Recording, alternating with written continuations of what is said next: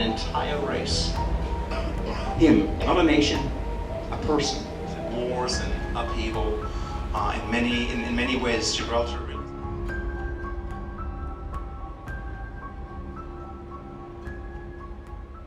Thank you very much for agreeing to do this interview. I know it's a subject that's at times in your life perhaps been difficult for you. Mm-hmm.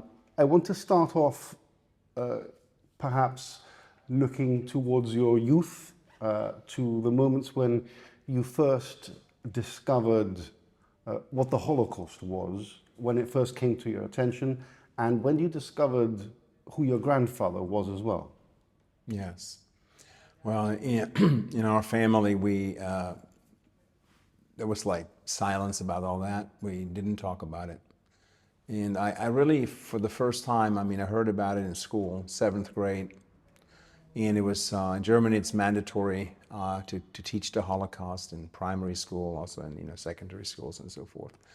And it was in 7th grade when we talked about the Holocaust. We got the lessons on the Nazi regime and Germany's past, and talked about the Auschwitz concentration camp. And then the teacher mentioned this name, Höss, and it was also in the textbook. And I saw the S at the back of the Höss. It was this German S with the two little, it looks like, it's like a little bee character with a tail, right? And I thought, wow, this is the same spelling. This is identical with like our name.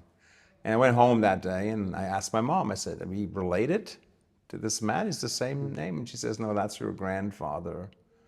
And I was totally shocked. I was ashamed. I thought, wow. How old were you? Well, I was 13, 12, 13, 14, something like that. And I said, no, everyone knows. I thought my friends know now. Everyone knows. My teachers know who I am.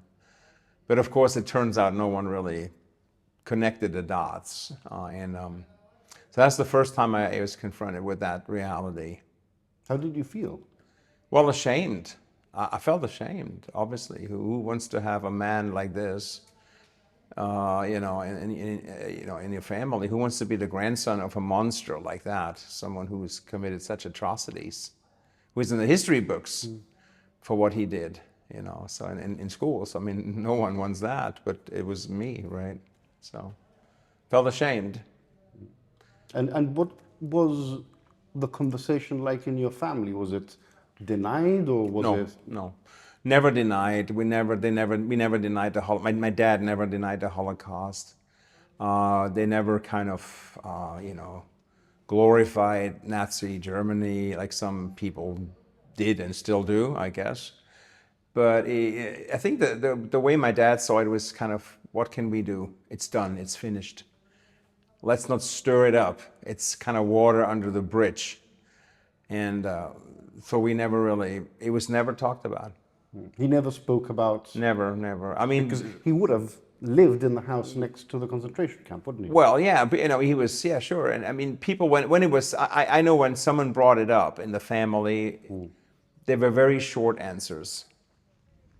My dad was a kind of a short answer person anyway, so yes, no, maybe, and a smile. So he wasn't. But perhaps, especially for this subject. No talk about. We didn't talk about it. It was really almost like ignored. And yeah. I suppose. You mentioned the fact that you recognized the surname from a textbook. Yeah, right. It carries a lot of weight to it. It does. Because of what he did. Right. And I think I was 17. A few years later, I was in my later teens. I read this book here. I found this book, a German copy of it, The Commandant of Auschwitz, the memoirs of Rudolf Höss. I found it on my mom's bookshelf. And I read it. You read the whole thing? The whole thing. And I was really shocked. It really broke my heart. That's all I can say. And I've been saying this I've said this before. When I read what he did, his firsthand, narration of his deeds, of his work, as he saw it, right? It was terrible. I was just heartbroken. Give us an example of a particular passage that would have struck you. Sure. When he was given the task to build the camp.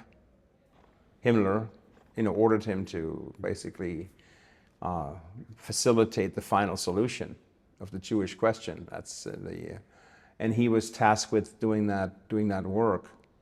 And so he was into every detail of the operation. He built the camp. He put in the standard operating procedures.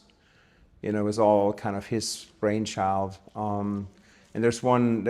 I mean, there's so many different. You read that book, it's crazy. But there's so many.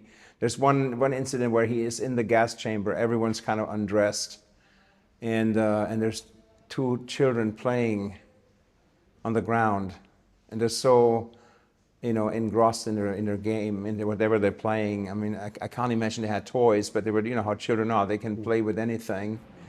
And then it was about time to move those people into the gas chamber. And the kids just didn't want to go in. They wanted to continue playing. And so he saw that, he observed that, and then he asked one of the non-commissioned officers to grab the children and pass them into the gas chamber. And then their mother said, "Don't you have a heart? My beautiful children, right? How can you do this? How can you murder my beautiful children?" And she was screaming, she was, crying, just breaking down as her kids too were moved into the gas chamber. And he kind of, he just tells the story like it was just like some, and I said this before, like a clinical observer. This had to be done. I had to be an example. I had to order those children to be put into the gas chamber. It's my duty. It's just heartbreaking. And there's just lots of those, stories in there. Well, if it's okay, I'm going to take you through some of the passages. Yeah. It's not to confront you, but no, but absolutely. because I want to understand how you processed these words yourself. So there was one passage where he says, "I had to carry out the mass extermination. This was my duty." How did you feel when you read that? Well, I understand his, how he sees his life, and obviously his, being a soldier, SS. There's a lot of, I guess coercion in a sense, for him to do all that, but it doesn't justify. You always have a choice. And he could have said at any time, he could have said, "Sorry, I just can't do this anymore." And sure, they may have demoted him. I don't know what the consequences would have been. Probably not death. Not the death sentence, but, something like demotion or something. But he didn't. He continued. To me, that's empty words. I had to follow orders. What? I suppose history is littered with people saying, "I had to follow orders." Sure. I mean, you see it today in big corporations, same thing. Cost justifies the means, right? I mean, this is what I was like, when I was in management all those years. It's very easy to go down that road, but we all have a conscience too. And this is not just making a decision when it comes to a financial matter or something. This is actually a decision of life and death. Would someone else have stepped up and do the same thing? Probably. But he had a choice to say no.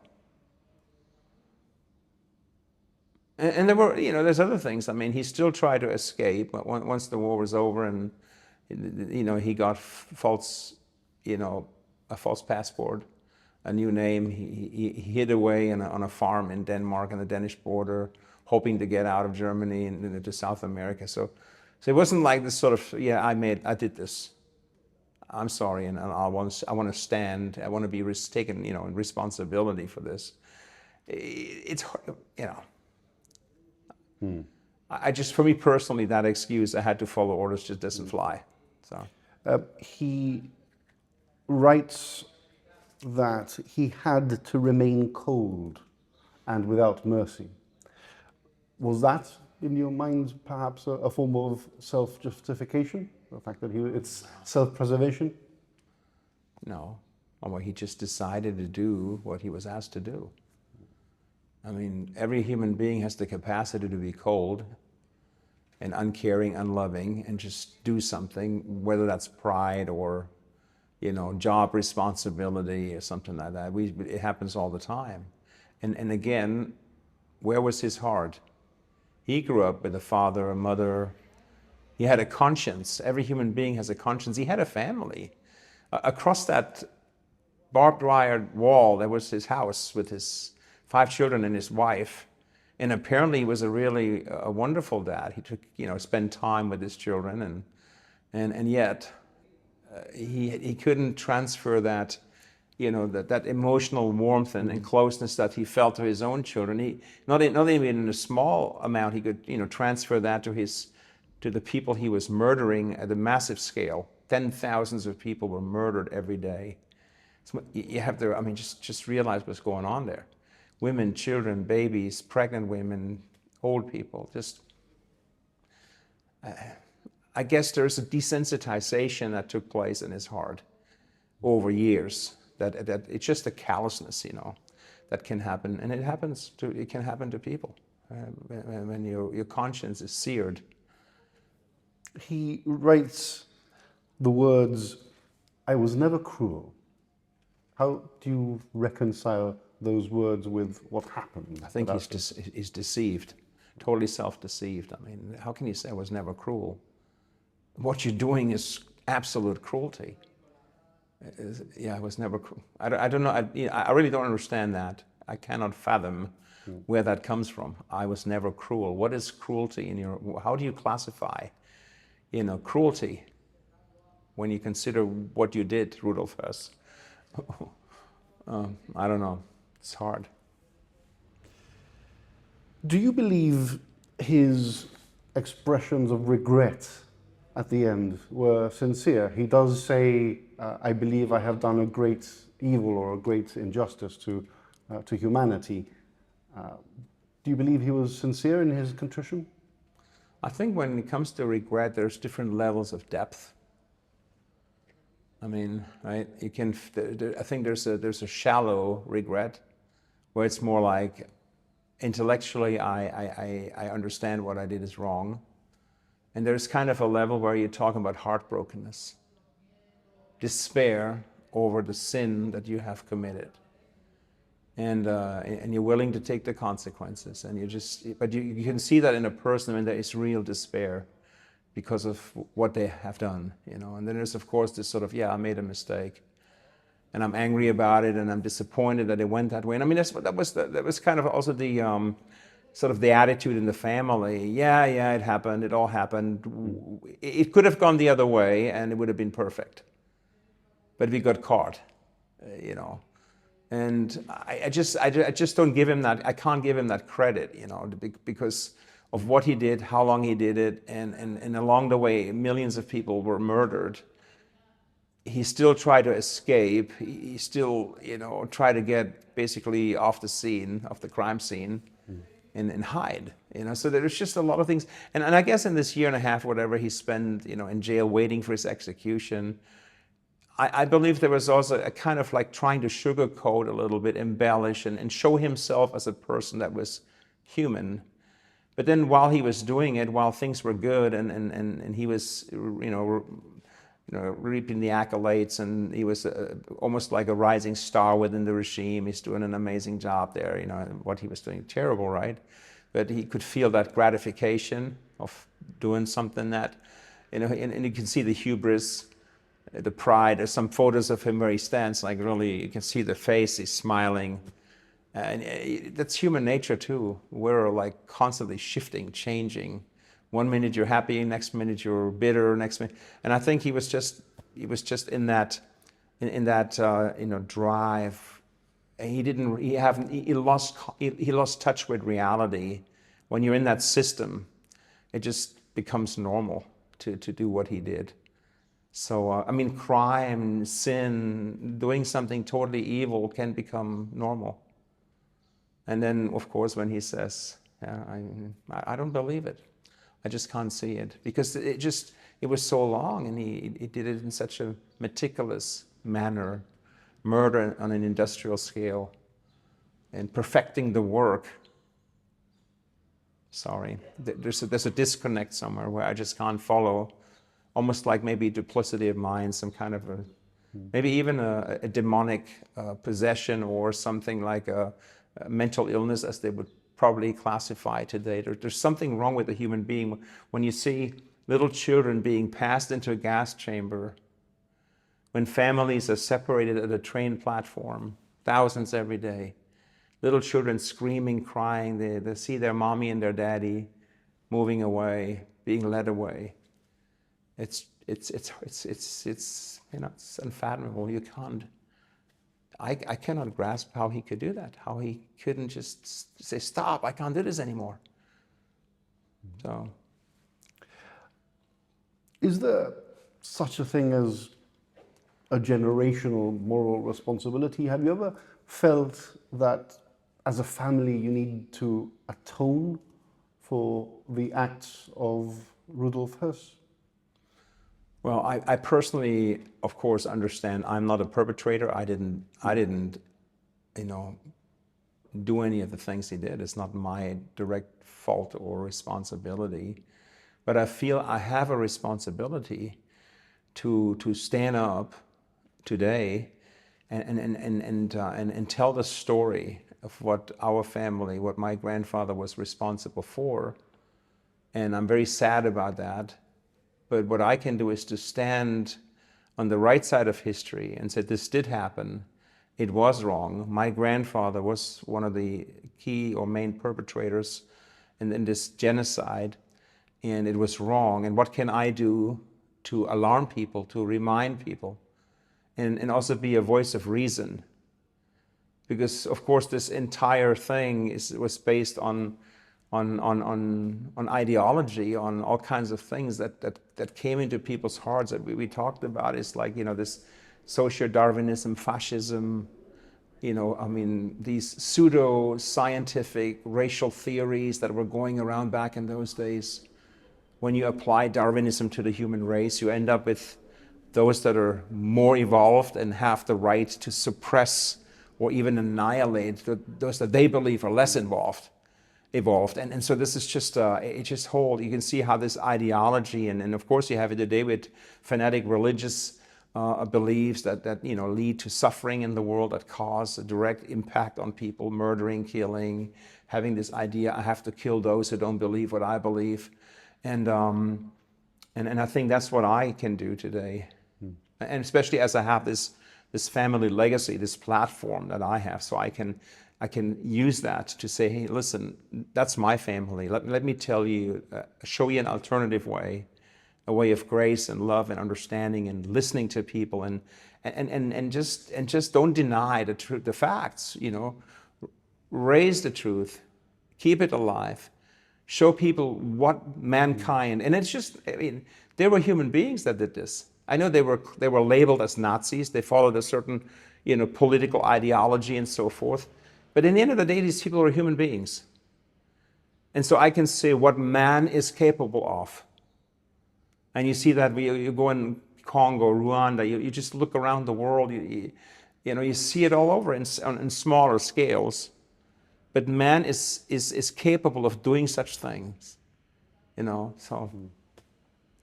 You are, these days, you are a Christian pastor in a church in Stuttgart.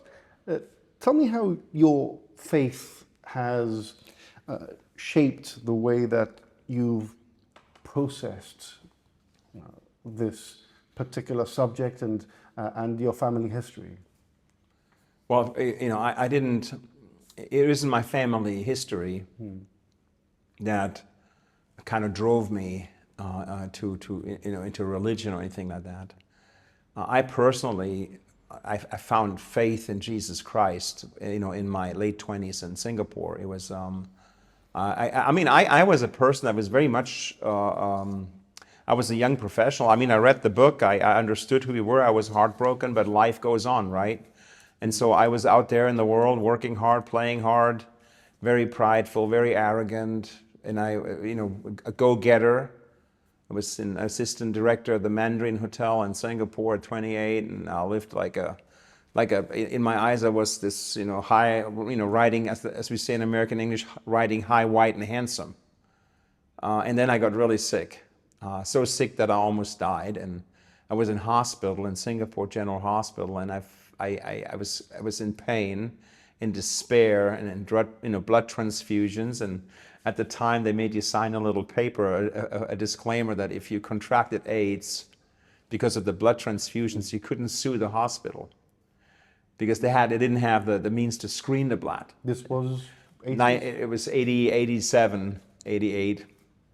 And I was down. I was so depressed. And so I was looking for something to read, and I found this Gideon Bible in the drawer in this hospital room. And I remember thinking, you're not going to read this nonsense. But I thought, you know what, just read it. And I read it, and I really, my mind it captivated me. And especially this one part, Psalm 51, where King David has this experience, and so that just completely changed my direction, because I realized where I was in my life, the way I treated people. It was bottom line, profit margins, achieving the goals, the corporate goals, and anyone who didn't line up, measure up, gone. I mean, my mindset was really Machiavellian. The cause justifies the means. And I realized if someone had given me some opportunity, like my grandfather was given this opportunity, could I have been something like that? And I thought, if you're really honest with myself, absolutely. And that's when my turn came. So I wanted to change direction in life. I understood the grace of God that is available to human beings, the grace that we can give to each other. And if we gave this grace, if humanity was kind of trained in that, understood that, things like that wouldn't happen. And that really changed my life. And I mean, becoming a pastor was never my goal. It wasn't like a career decision, I want to become a pastor. It's just me loving Jesus and sharing and loving people and proclaiming that truth. And eventually we had 3 American pastors, and eventually they said, Kai, we love you, and we can see your heart is there, and we want you to take over. When the last one retired. And so that was really how it flowed. It wasn't just me saying I want to be a pastor. So it really has not much to do with, or nothing to do with, my past. But it's good because it gives me this platform. Christianity teaches forgiveness. It's one of the tenements. Right. Is forgiveness possible for crimes of the nature that Rudolf Höss committed? Right. Yeah, absolutely. I think from a biblical perspective, God is gracious. You see that in the Old Testament. You see that with Israel. You see how many times Israel has failed God, even though they were called by God. They had very clear instructions how to live individually and nationally. And they failed many times, and yet God's grace continued to abound. You see, God's grace is amazing. And this forgiveness, grace, unmerited favor, that's what grace means, would have been available even to Rudolf Höss. It was available to Paul, Saul of Tarsus. I mean, he had blood on his hands. He was not maybe on the scale of my grandfather, but he persecuted the Jewish Christians in the Middle East extremely. He brought them back to be executed. And yet he found forgiveness. Does that negate the worldly consequence, the earthly consequences? No. If you do a crime and there's the death penalty, then you receive the death penalty. But from God's eyes, if you come to God with a broken heart and said, Father, forgive me. I understand this is so wrong what I did, and I take the just punishment for my sins, but I ask for your forgiveness for this great crime. And of course, God looks at the heart. Forgiveness was possible for Rudolf Höss even. Whether he had that real heartbreak relationship with God, this contrite spirit, breaking down before God in tears and just inner brokenness, realizing, waking up out of this dark dream that he was in and say, God, forgive me. It would have been forgiveness. Of course, he would have still have his earthly consequences, execution. But could he have been forgiven? Yes. Now, I am not a judge. I'm not a fruit collector. I can't tell you whether he actually did this, whether that was a reality in his life. I don't know whether his repentance was real. sincere. I don't know. I know one thing, a ritual. If you sprinkle someone externally with some, whatever you do, a mass that is an external ritual that is supposed to be imputed on a person who is not really spiritually, emotionally, and intellectually on the same page, who hasn't, it means nothing. It has to be really his heart. And that's something I cannot gauge, I cannot judge. So I can say, I don't know. I have to tell you, I wouldn't know. I'll know one day, I'm sure.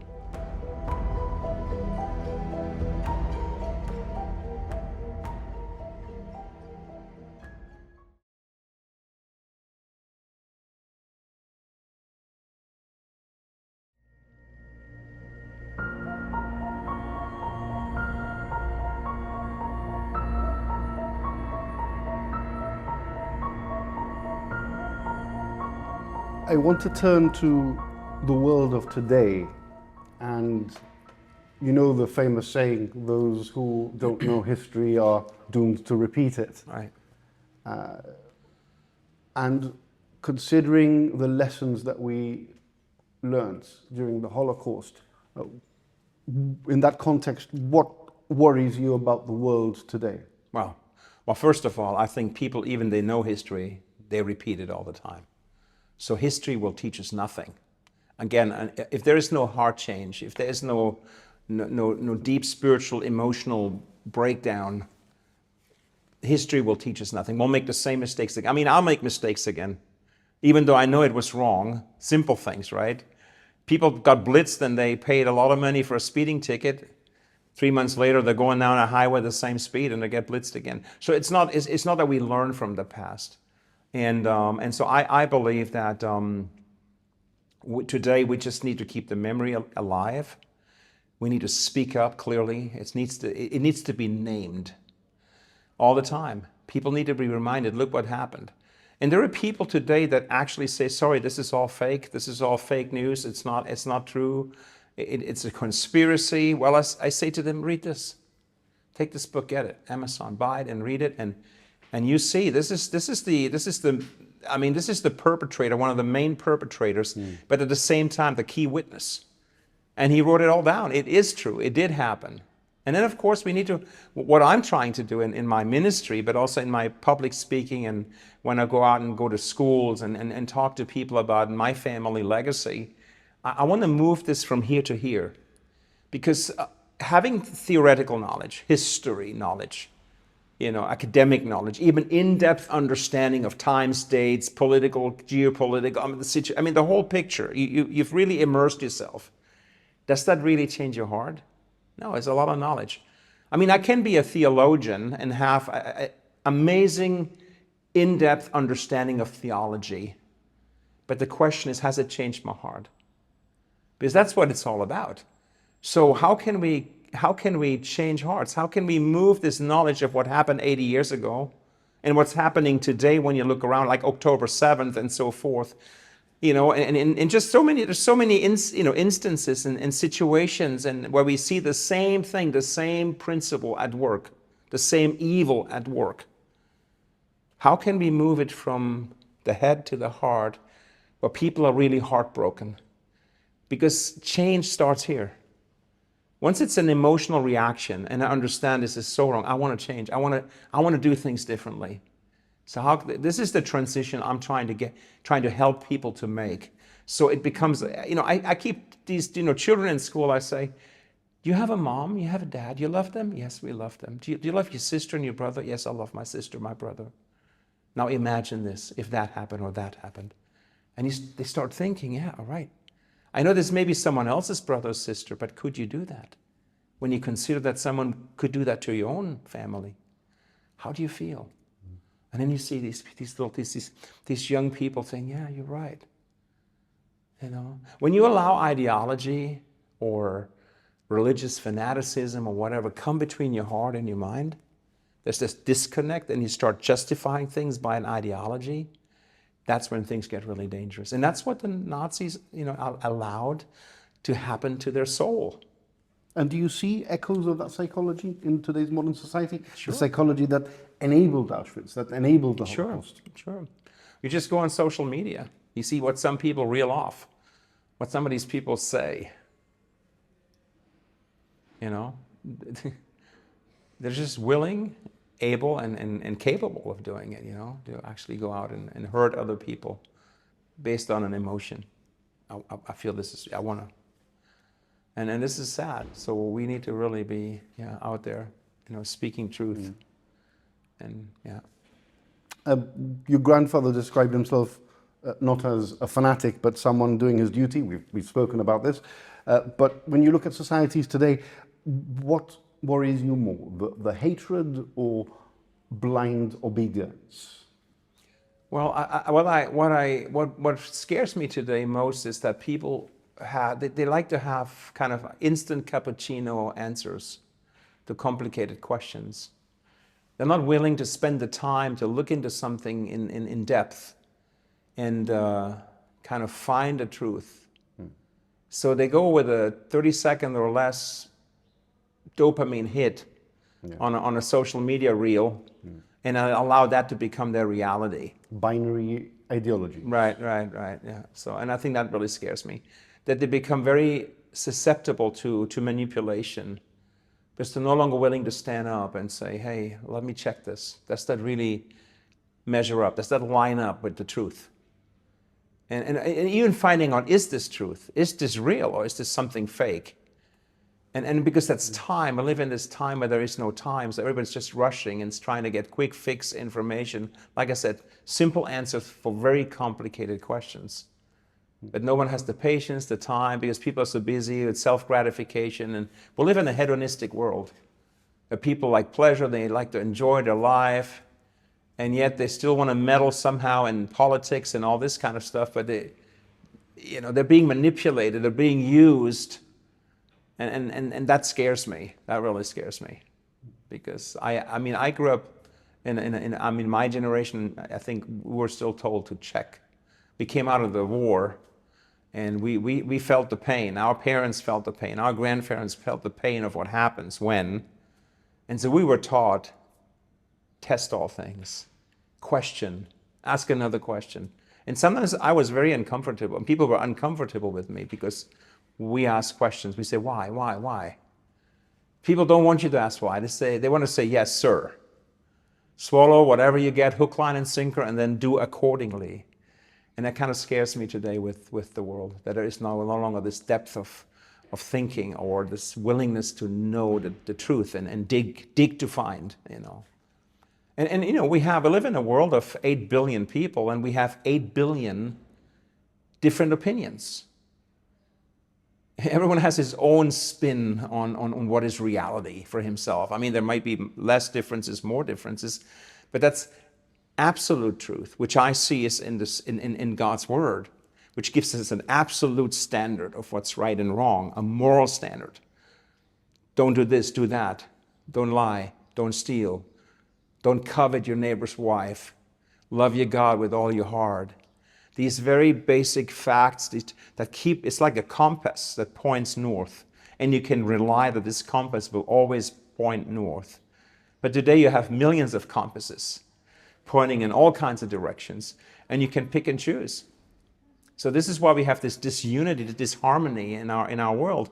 And mankind is coming up for thousands of years. We've been trying to fix the human condition. We haven't.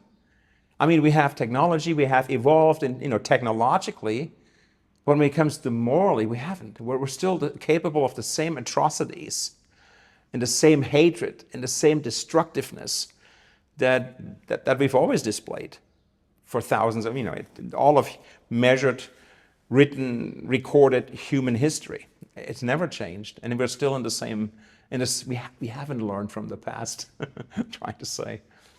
When we talk about Auschwitz, everyone always thinks about the gas chambers as the ultimate conclusion to what was described as the final solution. Right. But Auschwitz didn't start with the gas chambers. That was the final, that was the end. Sure. It started with rhetoric, didn't it? Rhetoric, hatred.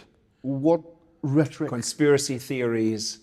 What should make us uneasy in the world today? What rhetoric should make us uneasy? Well, you know, when it's generalized, when it talks about an entire race, a whole group of people, they are all bad. I mean, you get people today, they will tell you, well, the Jews are the evil of the earth. They run the entire planet, and then I say, just think for a moment. They're like, what, 30 million Jewish people in the world, right? And they're being persecuted. They've been persecuted for thousands of years. They're persecuted today. They're being blamed for all kinds of things. But if they really are the powerful gray eminence that pulls the strings behind the scenes, why are they persecuted? If they're so powerful, why do they allow themselves to be persecuted? This is a spiritual battle that's going on. And again, people don't see that, right? They look at superficial lies, narratives that are being proffered to them, sold to them, and they never question what's going on. They don't see this battle that's been raging for 4,500 years since God called Abram out of Ur in the Chaldees. From that, and they entered Egypt. From that very moment forward, there was persecution. It never stopped. Israel's always been under attack. The Jewish people have always been under attack for such a small group of people. And this, again, as a pastor, I see the spiritual reality here. Because if you read your Bible, you understand this is not a battle that we can see with our eyes. There's a spiritual war going on against this group of people that God has chosen to bless the world, right? And we'll see that. I know we're thinking in human timescales, 100 years, 50 years, maybe even 1,000 years. But here's God looking down from an eternal, perspective. And again, now we're going into theology, and I know we don't have the time to lay this out, book, chapter, verse, but this is the problem today. This has taken you, in fact, it's brought you to Gibraltar now, and you give lectures regularly and talks and Q&As. Are there any subjects that you avoid? No, not really. No, I always tell people, ask whatever you want to ask. If I can answer it, I'm very happy to answer that. And if not, I will tell you I can't. I don't know.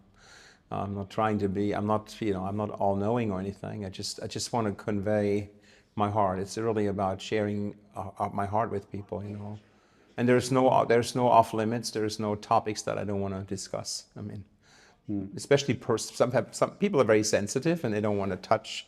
They want to embarrass me or something. But there's no reason to. Any questions are good questions. So, for example, I mean, if someone brings up the current conflicts around the world, the war in Ukraine and the war in Gaza, these can be divisive issues. Sure. Which might perhaps draw you in to a complicated scenario. Right. Is that fair? Well, I go back to basics. Why murder somebody? Why do you take the first step to murder people? Right? Why go in and strap a couple of kilograms of explosives on your body, mixed with metal parts, and then walk up to a bus stop in Tel Aviv and blow yourself up? For example, why? You're murdering. You're actually murdering. Nothing justifies murder. Not from God's perspective. Now, whatever you use as an excuse to justify your actions, whether that's as a radical religious construct that you believe, but from a human perspective, from the heart, from my conscience, from my human conscience, I can't justify murder, and that means I can't justify attacking an individual or a nation and causing incredible suffering and being the initiator of that. For what? For what? Right? This is wrong. This is wrong. This is wrong, like getting out of a car and punching the other driver in the face. It's wrong. So it comes back to very basic, simple facts. Something is right and something is wrong. And aggression and anger and hatred and murder and killing and egotism, all these, this is what we're capable of. This is the sinful nature of humanity. Every human being is capable of doing wonderful things, I know, but also capable of doing extreme evil. And depending on that's all round. And that's it. That's all around. So that means that goes for sure. either side of a conflict. Sure. We had it just recently in Germany. Two people had a fight over a parking spot. The guy gets out, the other guy gets out, and they start pushing each other. One falls down, hits his head on the curb, and dies. Same principle, right? I allow this evil side of me, this anger, hatred, to come out, and it becomes physical action. And that hatred can be stirred. That capacity to hate and kill and murder can be initiated, stirred by all kinds of things: anger, dissatisfaction, political ideology, religion. There's so many different channels that I say Satan uses to trigger human beings, to trigger nations, to trigger people to do terrible things. We're all just like mouse traps. You just have to trigger it and it goes slap. And everyone has a trigger point somewhere. Some people are more relaxed, it takes longer. But everyone has this point where we basically do terrible things, or we're able to do terrible things. And that's just really building trust, talking to people, showing people that they have that nature. Someone has to understand first, rather than saying, no, that's not me. I'm a good man. I'm a good person. No, you're not. I'm not. I'm a pastor. I'm not a good person, right? I know what's right because I study God's word. But do I struggle with things? Absolutely. When I talk to our people at church, I said, guys, when I'm talking to you, there's 4 pointing back. I don't want to stand up here like the holy man and talking down to you. I'm the religious man, and I want to teach you something. Yeah, I can teach you, but I'm not perfect. No one's perfect. But once we accept that we are not, and we're able to say sorry, and able to say, yes, I have to work on this. I'm getting angry so easily. What can I do? And then I forgive you. It's okay, come.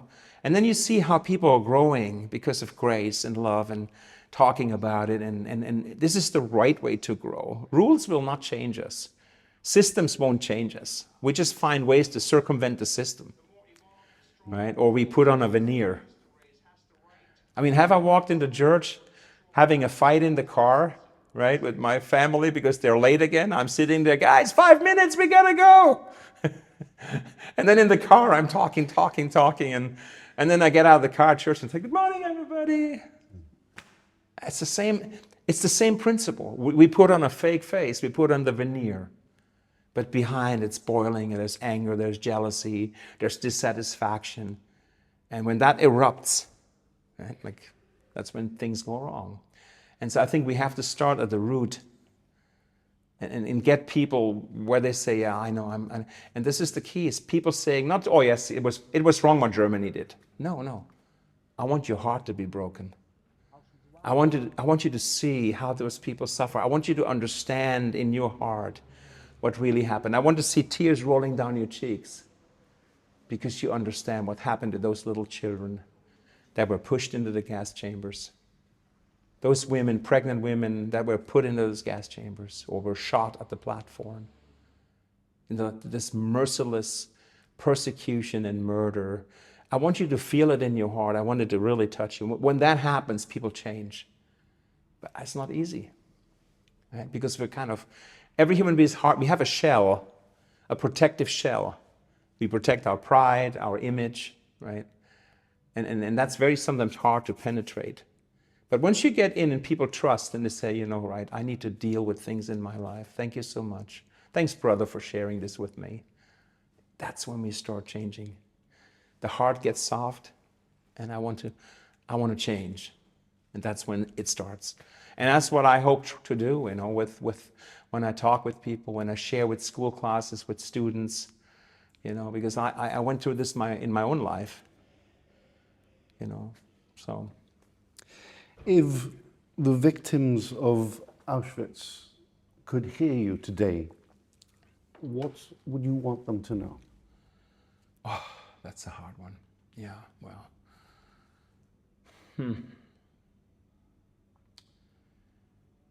What can you know? It's very tough. It's tough. What can I do? I mean, I really don't have an answer.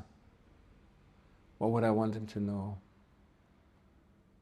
Would I want them to know that their suffering was It's not in vain, but I wouldn't take away their pain, right? I would want them to know that we will not stop keeping that memory alive and holding them up as, you know, as martyrs really, that suffered so greatly for no reason at all. The whole Second World War, when you think it was a waste, 60 million people died because of one man who came up who had this idea, this ideology that he wanted to impose on an entire race of people. And the people actually sat on the fence and allowed it to happen. I mean, Hitler he didn't come to power to a coup d'etat. He came to power because he was elected by a nation, basically, who said, yes, we want him. Obviously, like today, he didn't start off saying, I'm going to start a war that would engulf the entire world. He didn't say that when he started. He gave them more ideology, more promises. And in the end, the outcome was horrific. And so, like I said, it's the same today. Right? We have to be careful. But I would want him to know that we will not stop, that we will not forget about them, and that we will stand up courageously to spread the word, what happened, and then try and get people today, as you said, history. Hopefully we can get history to teach us something. But I believe only if we can move it from the head to the heart. If it's just a lesson, a theoretical history lesson in school, you know, we'll forget those very quickly. And as you said, you know, and it really stuck with me, you know, these witnesses are passing away. There's not many left. We're talking 80 years. They're all in their 90s. Within a decade, there won't be any left, maybe just very few. So who is going to take that message on? Who is going to, right, tell the future, the next generations? That's me, us, my generation. You know, and so that's what I would want them to know, you know, that their suffering will not be forgotten. Kai Höss, thank you very much for your time. Yeah. Oh, you know, welcome. Yeah.